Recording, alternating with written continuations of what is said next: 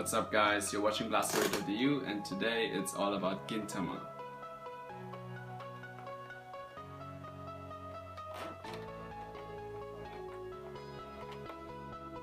This project consists of 3 blasters, which is the Stryfe, the Secret Shot and the Crossfire. The Crossfire Stryfe integration is basically inspired by Mag212 and he called it the Stryfire. So the front part is basically just for cosmetic reasons, which means the Stryfire has no internal functions anymore. For being the first time, I cut off the Stryfire in an angled way, which kind of result in a less clean integration. And for the next time I would do it as Mag212 did and just do it like in a straight line, which is like easier to integrate. The second barrel right here is just for looks, which also is the reason why I kept most of the shell of the Crossfire.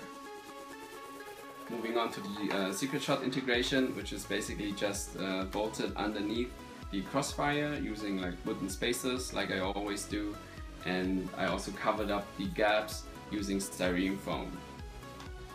The Secret Shot itself has no trigger anymore because it's put on permanent slam fire, so just by pulling back here the priming handle and like pushing forward, the dart fires off.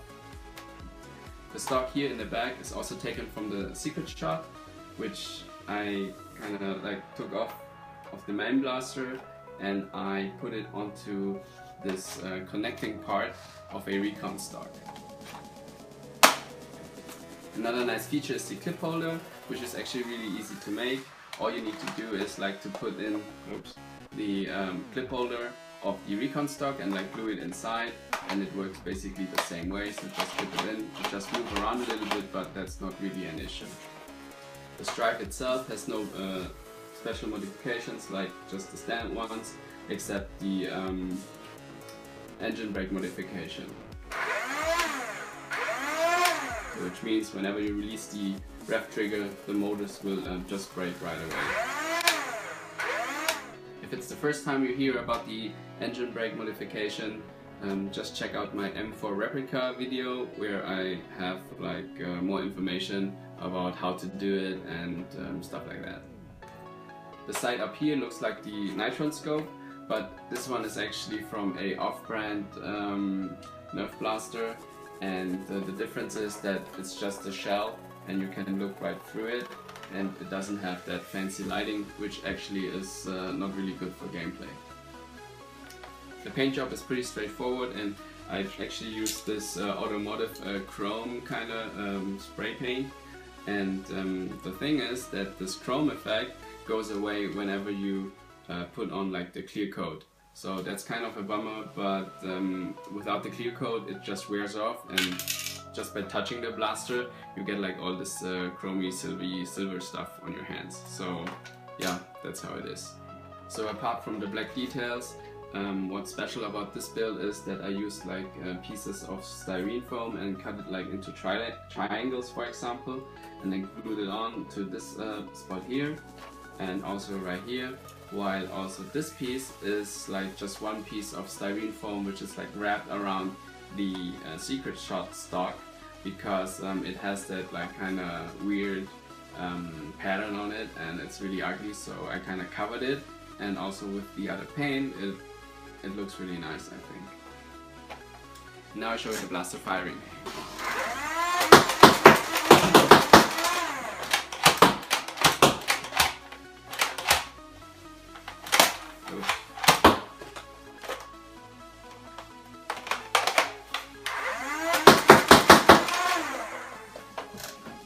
So as you could see, the Secret Shot tends to pop out the darts because of the loose dart fit and the AR system, and in order to remedy this you would need to use brass to increase the dart fit, which would also lead to a better performance.